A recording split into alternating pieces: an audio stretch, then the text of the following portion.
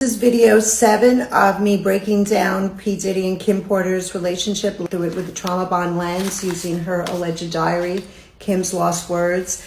And this starts on page 33, and this one is definitely more violent. So if you feel you're going to get triggered, just go to the next video. For a while, I was actually happy to see Sean. I was getting older and the sex parties were out of control.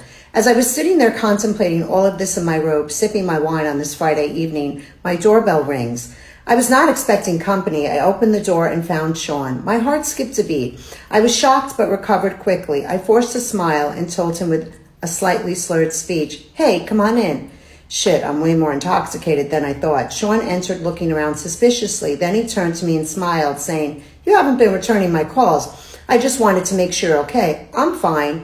He obviously was not here out of concern. He was checking to see who was here. Sean was controlling like that, yes, even though we were not together and he was dating someone else. He started to make his way to the living room. I attempted to put a quick end to the visit, but it came out a little more directly than I intended. "So since you can see I'm fine, you can let me go to bed now." Part of me wanted him to stay. As he entered the living room, I was forced to follow. Sean was very direct with his next inquiry. "Is someone else waiting for you?" "No, but Sean, we're not together. You're dating someone else. I can fuck whoever I choose." With this, Sean became irate. He fiercely slammed me to the ground, then pulled out a .22 and sat it on the end table. He turned to me calmly. I was scared. My voice quivered as I pled to him, "Sean, please stop. Quincy is here." How did we get here? How did we get to the point that he was in my living room threatening me with a gun? He knelt on one knee and got right in my face to say, "You're mine. You don't have a choice in that now. I can't live without you." He stood up, composing himself. I was terrified as I whimpered, "Sean, that's not love." Sean picked up his gun and cocked it.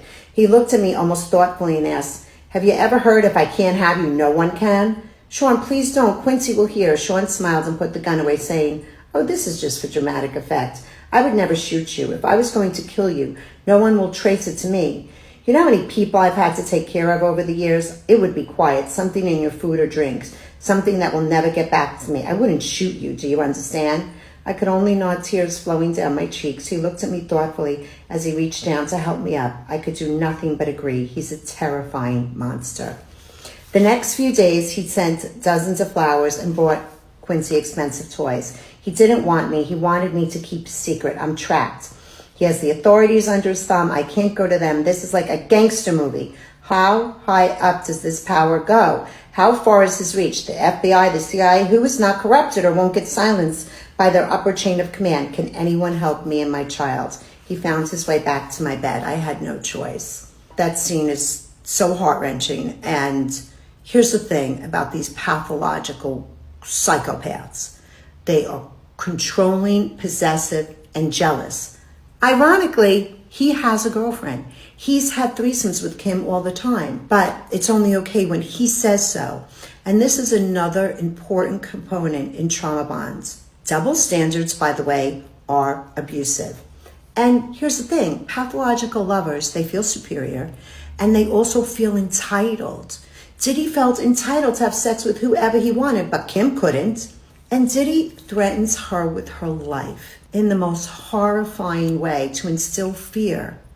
And I think in that moment, she doesn't say it, but I think she gets that he really does own her. He owns her like a piece of property, and there's nothing that she can do about it. And he literally terrorizes her, right? The Dirty John part terrorizes her to get back with him and have sex with him. Kim realizes she is living in a nightmare. It's a living nightmare. There's no escape.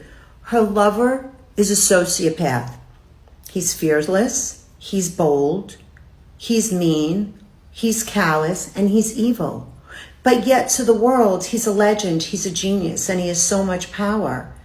Then, of course, what does P. Diddy do? He love bombs her again. Intermittent reinforcement. Oh, I have so much empathy for her.